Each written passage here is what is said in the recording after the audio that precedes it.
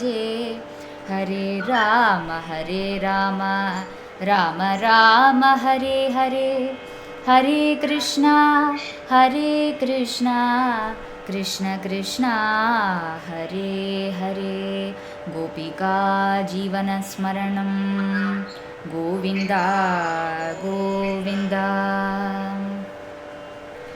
ஸ்ரீமத் நாராயணியம் 4ஆம் தசகத்தில் இருக்கும். ஸ்ரீமத் பாகவதத்தில் பிரதம ஸ்கந்த சாரமாக முன்னாடி சொன்னதான 3 தசகங்கள் அமையிறது அப்படின்னு பார்த்தோம். பிரதம ஸ்கந்தத்துக்கு அடுத்ததாக த்விதீய ஸ்கந்தம் ஆரம்பிக்கிறது. த்விதீய ஸ்கந்தத்தில் சுகபிரமர்ஷி பாகவதம் பரீட்சித்துக்கு உபதேசம் பண்ண ஆரம்பிக்கிறார். அப்போது உபதேசம் ஆரம்பித்த ஸ்திதிக்கு என்ன சம்பவிக்கிறது? சுக சாரஸ்வதம் அப்படின்னு ரொம்ப சிரேஷ்டமான ஒரு பாகம் வரும். பின்ன இந்த அஷ்டாங்க யோக பிரக்ரியை சொல்கிற ஒரு பெரிய இம்பார்ட்டண்ட்டான டாபிக், அது சுகபிரமர்ஷி பரீட்சித் மகாராஜாவுக்கு சொல்லிக் கொடுக்குறதா அமையிறது. அப்போ சுகபிரமர்ஷியே தான் நாராயண பட்டதிரி அவதாரம் பண்ணி வந்திருக்கார் அப்படின்னு முன்னாடி சொல்லியிருந்தேன். அப்போ அது பிரகாரம் அந்த தன்மயி பாவம் வந்துடுத்து சுகராக இருந்துன்னு நம்மகிட்ட பேசுகிற மாதிரி பேசுகிறார் நாராயண பட்டதிரி.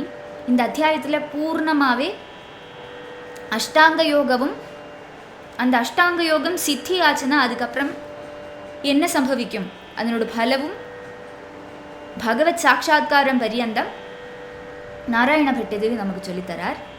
அந்த பாகங்கள் இன்றைக்கி பார்க்குறதா இருக்கும். அதில் முதல் ஸ்லோகத்துலேருந்து ஆரம்பிக்கலாம். கல்யதாம் மம குருஷ்வ தாவதி கல்யதே பவதுபாசனம் யயா ஸ்பஷ்டமஷ்டவிதயோகச்சர்யயா புஷ்டயா சுதவ துஷ்டிமாப்னுயாத் கல்யதாம் மம குருஷ்வ தாவதி. ஹே வரதா அப்படின்னு கூப்பிடுறார் குருவாயூரப்பனை. யயா பவதுபாசனம், குருவாயூரப்பா உங்களுக்கு எவ்வளோ நான் உபாசனம் பண்ணணுமோ அதுக்கு அனுசரித்ததான ஆரோக்கியம் எனக்கு கொடுங்க. எப்படி எப்படி நான் உபாசனம் பண்ண முடியுமோ, நீங்கள் நான் எப்படி உபாசனம் பண்ணணும்னு சங்கல்பிக்கிறீர்களோ அந்த பிரகாரம் எனக்கு அது கூடதான பலம் வரட்டும் அப்படின்னு பிரார்த்தனை பண்ணுறார். கல்யதே மம தாவதீம் கல்யதாம் குருஷ்வ. எத்தனை மாத்திரம் ஆரோக்கியத்தால் எனக்கு உங்கள்கிட்ட உபாசனம் பண்ண முடியுமோ, உங்களை உபாசனம் பண்ண முடியுமோ சுகமா, அந்த ஆரோக்கியம் எனக்கு உண்டாகி தரணுமே. புஷ்டயா அஷ்டவித யோகச்சர்யயா ஆசுதவ துஷ்டிம் ஸ்பஷ்டமாப்னுயாம். இஷ்டா இஷ்டா இஷ்டா சொல்லி பதங்கள் வருது. தென் அவரோட அந்த கவித்துவம் தெரியறது நமக்கு. ஸ்பஷ்ட அஷ்ட புஷ்ட இஷ்ட அஷ்டா வச்சு விளையாடுறார். துஷ்டி. அப்போ சொல்லுறார், பூர்ணமான அஷ்டாங்க யோகானுஷ்டானத்தால் கொஞ்சம் கூடி சமயம் வீணா பண்ணாமல் உங்களோட பிரசாதம் பிராபிக்கிறதுக்காக கொண்டு நான் நிச்சயமாக அஷ்டாங்க யோகம் அபியசிக்கிறதா நிச்சயம் பண்ணியிருக்கேன். அஷ்டாங்க யோக முறையால் உங்களை தியானம் பண்ணி சாட்சாத்காரம் அடையணும்னு ஆசைப்படுறேன் அப்படின்னு இந்த இடத்துல சொல்கிறார். அந்த அனுஷ்டானம் பண்ணணுமே, எனக்கு பண்ண முடியணுமே, எனக்கு அனுகிரகம் பண்ணணுமே குருவாயூரப்பா அப்படின்னு பிரார்த்தனை பண்ணுறார். அஷ்டாங்க யோகம்னாது என்னது?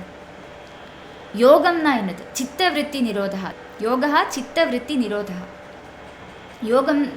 யோகம்னா பேசிக்கலி என்னன்னா மனசை அடக்கிறது, சித்தம் அலைப்பாயறது, அங்கும் இங்கும் அலையிறது, அதை பற்றி நினைக்கிறது இதை பற்றி நினைக்கிறது, விஷய வாசனைகள்லேயே ரூಢமாக ஒட்டி இருக்குது நம்மளோட எல்லாம் மனசு. அந்த மனசை அடக்கி அது ஒருநிலைப்படுத்துறது தான் யோகம். அப்போ அந்த யோகம் எப்படி நமக்கு அந்த ஒரு நிலைக்கு எப்படி போகிறது அப்படின்னு ஒரு கேள்வி கேட்குறத 8 ஸ்டெப்ஸ் இருக்குது. இந்த சித்தம் ஒரு நிலையாகி ஒரு இடத்துல லயிச்சு இருக்கணும்னா, அது அப்படி ஆகணும்னுண்டுன்னா 8 ஸ்டெப்ஸில் நம்ம போச்சுன்னா, 8 ஸ்டெப்பாக அதை பண்ணிட்டு போச்சுன்னா நமக்கு அந்த ஒரு நிலைக்கு போக முடியும். அது என்னது 8 ஸ்டெப்ஸ்? அதுதான் அஷ்டாங்க யோகம். 8 அங்கங்களோடு இருக்கக்கூடியதான யோகம். யமம், நியமம், ஆசனம், பிராணாயாமம், பிரத்யாகாரம், தாரணை, தியானம், சமாதி அப்படின்னு 8 அங்கங்கள் இந்த யோகத்துக்கு. அப்போ அந்த 8 அங்கங்களை பற்றி முக்கியமாக சொல்கிறார் இந்த தசகத்தில். பூர்ணமாக சொல்லித்தர போகிறார் நமக்கு அந்த அஷ்டாங்க யோக பிரக்ரியையில் எப்படி ஒரு ஜீவன் முக்தி அடையிறது. அதை பற்றி சொல்லித்தர போகிறேன். அப்போ த்விதீய ஸ்கந்தத்தில் ஆதித்யம் 2ஆம் அத்தியாயங்களில் பிரதிபாதிக்கப்பட்டிருக்கக்கூடியதான யோகானுஷ்டானத்தை இந்த தசகத்தில் சங்கிரகிச்சு நமக்கு சொல்லித்தரார் நாராயண பட்டதிரி. பாகவத தர்மானுஷ்டானம் இது தன்னோட ஜீவிதத்தில் நிர்வகிக்கிறதுக்கு ஆசைப்படுறார். ஆனால் யோகம் எல்லாம் அபியசிக்கணும்னுன்னா அதுக்கேற்ற மாதிரி பாடி நமக்கு வேணும். ஒரு இடத்துல ஆசனம் சொல்கிறத நம்ம காலை மடக்கி கையை மடக்கி அமரணும். ஆனால் பட்டதிரிக்கு அது முடியாது. அவருக்கு வாத ரோகம் வந்திருக்கு. ஆனால் அவர் ஆசைப்படுறேன், கிருஷ்ணா நான் அஷ்டாங்க யோகம் அபியசிக்கிறதுக்கு ஆசைப்படுறேன் அப்படின்னு சொல்கிறார் இந்த இடத்துல. இந்த அஷ்டாங்க யோகம் எப்படி ஆரம்பிக்கிறது? இப்போ சொன்னதானே 8 ஸ்டெப்ஸ் சொன்னேன் இல்லையா, 8 அங்கங்கள். அது ஓரோன்னா 2 எண்ணமோ ஓரோன்னா இப்படி அடுத்த ஸ்லோகங்களில் அது எப்படி எப்படி பண்ணணும்னுள்ளதை நமக்கு உபதேசம் பண்ணி தந்துட்டுருக்கார், உபதேசம் பண்ணி வந்துட்டுருக்கார் நாராயண பட்டதிரி. ब्रह्मचर्य दृढतादिभिर्यमैर् आप्लवादि नियमैश्च पाविता कुर्महे दृढममी सुखासनं पङ्कजाद्यमपि वा भवत्परा ब्रह्मचर्य दृढतादिभिर्यमैः. முதல்ல யோகம் ஆரம்பிக்கிறது எப்படி எப்படி அதை பண்ணணும் அது சொல்கிறார். அமீ வயம் பவத்பராஹா, இந்த அடியார்களான நாங்கள் உங்களை ஆசிரிச்சவாளா ஆயிட்டு. பிரம்மச்சரிய திருடதாதிபிஹி யமைஹி, நல்ல திருடமான பிரம்மச்சரியம் முதலான யமங்கள் அபியசிக்க போகிறோம். யமம் சொன்னால் ஒரு திருடமான நிச்சயம் அப்படின்னு அர்த்தம். அப்போ நான் யோகத்தால் பகவானை ஆராதனம் பண்ண போகிறேன் அப்படின்னு முதல்ல மனசை தேத்தி நம்ம அந்த டிசிஷன் எடுக்கணும். மனசை தேத்திக்கணும், என்ன வந்தாலும் நான் பகவானை தியானம் பண்ண போகிறேன், அஷ்டாங்க யோகம் அபியாசம் பண்ணுறதா இருக்கேன், அதுலேருந்து மாற மாட்டேன் அப்படின்னு திருடமான நிச்சயம், அதுதான் யமம். அப்போ அந்த திருடமான நிச்சயத்துக்கு ஏடு பண்ணக்கூடியதான காரியங்களும் நம்ம பண்ணணும். அது என்னது அப்படின்னு கேட்கறது, அஷ்டாங்க யோகத்துக்கு எதெல்லாம் உதவி பண்ணும்? பிரம்மச்சரியம் உதவி பண்ணும்.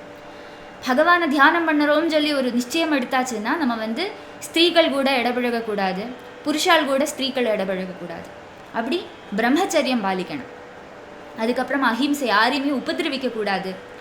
சத்தியம், புழுகு பேசவே கூடாது. சத்தியமாக யதார்த்தமாக ஆர்ஜவத்தோடு இருக்கணும். இதெல்லாம் யமங்கள், திருட நிச்சயம். அதுக்கப்புறம் என்ன எடுக்கணும்? ஆப்ளவாதி நியமைஷ்ச பாவிதா. அதுக்கப்புறம் நியமங்கள். முதல் ஸ்டெப் யமம், ரெண்டாமத்தது நியமம். நியமம்னா என்னதுன்னா தினமும் காலையில் இத்தனை மணிக்கு எழுந்திருப்பேன் அப்படின்னு அதை ப்ராக்டிஸ் பண்ணிட்டு வருது. ரூட்டீன், அதுதான் நியமம். காலையில் 5 மணிக்கு எழுந்திருப்பேன்னு சொல்லி திருடமாக நிச்சயம் பண்ணி காலையில் எழுந்திருந்து காட்டணும், அதை பண்ணி காட்டணும். 5 மணிக்கு தினமும் எழுந்திருந்துட்டு இருக்கணும். அதே மாதிரி ஸ்நானம் பண்ணணும் சமயத்துக்கு, மனசுத்தி வருத்திக்கணும், சந்தியாவந்தனம் முதலான நித்தியமான கிரியைகள் எல்லாம் பண்ணணும், பகவத் ஆராதனம் பண்ணணும், பூஜை பண்ணணும், அர்ச்சனை பண்ணணும். இதெல்லாம் நித்திய நியமங்கள். அப்போ இதெல்லாம் நான் கடைபிடிக்க போகிறேன். ஜபம் முதலான நித்திய நியமங்கள் எல்லாம் கடைபிடிக்க போகிறேன். அப்படி யமத்தாலையும் நியமத்தாலையும் பாவிதாக பரிசுத்தாளா ஆய் தீருவோம் அப்படின்னு பட்டுத்தறி சொல்கிறார். சுகாசனம் அபிவா பங்கஜாத்யம் திருடாம் குர்மஹே. அடுத்தது சொல்கிறார், சுகாசனமோ இல்லைன்னா பத்மாசனமோ ஸ்வஸ்திகாசனமோ ஏதோ ஒரு ஆசனம் போட்டுண்டு இனி அமருவேன். 3ஆவது ஸ்டெப்புங்கிறது ஆசனம்.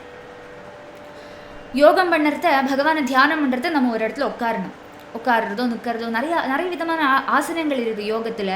அதில் எந்த ஆசனம் உங்களுக்கு சுகமாக இருக்க முடியுமோ, பகவானை தியானம் பண்ணுறதுக்கு சமாதானமாக, நமக்கு எந்த ஒரு போஸ்டர் நம்மளோட பாடியை ரொம்ப வேதனைப்படுத்தாக்கி மனசில் சாஞ்சல்யம் உண்டாக்காக்கி எது நமக்கு கரெக்டாக இருக்கோ அந்த போஸ்டரை அதை சூஸ் பண்ணிட்டு அந்த ஆசனத்தில் நமக்கு அமர்ந்துட்டு பகவானை தியானம் பண்ணலை. நிறைய விதமான ஆசனம் இருக்குது. அதில் ரொம்ப சுலபமான 2 ஆசனங்கள் சுகாசனம், பத்மாசனம். சுகாசனம்னா இப்படி சம்பரம் முடிஞ்சு உட்காருறது, காலை இப்படி மடக்கி வச்சுட்டு தாழ் நிலத்தில் உட்காரும்போது, சாப்பிட உட்காரும்போது எப்படி உட்காருவோமோ அதுதான் சுகாசனம். அப்படி சுகாசனத்தில் அமர்ந்துட்டு பகவானை தியானம் பண்ணலாம். இல்லைன்னா பத்மாசனம். பத்மாசனம் சொல்கிறது காலை மாற்றி போட்டுண்டுட்டா, சுகாசனத்திலே அமர்ந்துட்டு காலை மாற்றி போட்டுண்டுட்டா பத்மாசனம். இந்த சுகாசனம் பத்மாசனம் 2 சுலபம். அப்போ சுகாசனமோ இல்லைன்னா பத்மாசனமோ ஏதோ ஒரு ஆசனம் போட்டுண்டு திருடமாக அமர்ந்துண்டு உங்களை தியானம் பண்ண நான் விரும்புகிறேன், அப்படி பண்ணுவேன் அப்படின்னு சொல்கிறார். யமம், நியமம், ஆசனம் சொல்கிற 3 யோகங்களால் நான் பகவான் ஆராதனை பண்ணுறதுக்கு தயாராயாச்சு அப்படின்னு சொல்கிறார். இங்கே வயம் சொல்கிறார், ப்ளூரல் ஃபார்மில் சொல்கிறார். அப்போ அவர் பின்னாடி யோகாபியாசம் பண்ணுறதுக்கு ஆசையோடு இருக்கிற சில பக்தாளும் இருக்கா அப்படின்னு அர்த்தம். அப்போ இவாள்லாம் யோகத்தில் நன்னா அபியாசம் பெற்றவாள் ஆகும்னு புரிஞ்சுக்கணும். பட்டதிரிக்கெல்லாம் யோகம் நன்னா தெரிஞ்சிருக்கும், அல்லனா இப்படி பேச முடியாது. அப்போ அது சொல்கிறா. இனி அடுத்த ஸ்லோகம். தாரமந்தரனு சிந்திய சந்ததம் பிராணவாயுமபியம்ய நிர்மலாக இந்திரியாணி விஷயாததாபஹித்யாஸ்மஹே பவதுபாசனோன்முகா தாரமந்தரனு சிந்திய சந்ததம். இனி யோகத்தோட அடுத்த 2 ஸ்டெப்ஸு பிராணாயாமம், பிரத்யாகாரம் முதலான காரியங்களை பற்றி பேசுகிறார் பட்டதிரி. வயம் அந்தத்தாரம் சந்ததம் அனுசிந்தியா. நாங்கள் மனசில் தாரக மந்திரமான ஓங்காரத்தை தியானம் பண்ணுவோம். அதில் தாரமுறையாக அதை ஜபம் பண்ணிகிட்டே இருப்போம். மனசால் ஜபிச்சுட்டு இருப்போம். ஓங்காரத்திலேயே தியானம் பண்ணிட்டு அதை விடாமல் கண்டினியூஸாக ஓங்காரம் ஜபிச்சுட்டே இருப்போம் ஹிருதயத்தில். பிராணவாயுமபியம்ய நிர்மலாக. சுவாசவாயுவை சுவாதீனமாக்குவோம். அது எப்படி? பிராணாயாமத்தால். பிராணாயாமம்னா 3 விதமான காரியங்கள், 3 எலிமெண்ட்ஸ் உண்டு பிராணாயாமத்தில். பூரகம், ரேச்சகம், கும்பகம் அப்படின்னு பேர். பூரகம்னா மூக்கு வழியாக அப்படியே சுவாசம் எடுத்துக்கிறது. பிராணாயாமம் சொல்கிறது இந்த மூக்கை அடைச்சிட்டு ஒரு நாசிகா துவாரத்தால் அப்படியே ஏர் எடுத்துப்பா. எடுத்துட்டு 2 மூக்கையும் இப்படி அடைச்சிட்டு அதை கொஞ்ச நேரம் சஸ்டெயின் பண்ணுவா. அதுக்கு கும்பகம் அப்படின்னு சொல்லுவா. ரேச்சகம் சொல்கிறத அடுத்த நாசிகா துவாரத்து கூடி அந்த எடுத்துட்ட வாயுவை வெளியில் விடுவா. இது ஒரு தடவை இல்லை, நிறைய தடவை பண்ணணும்.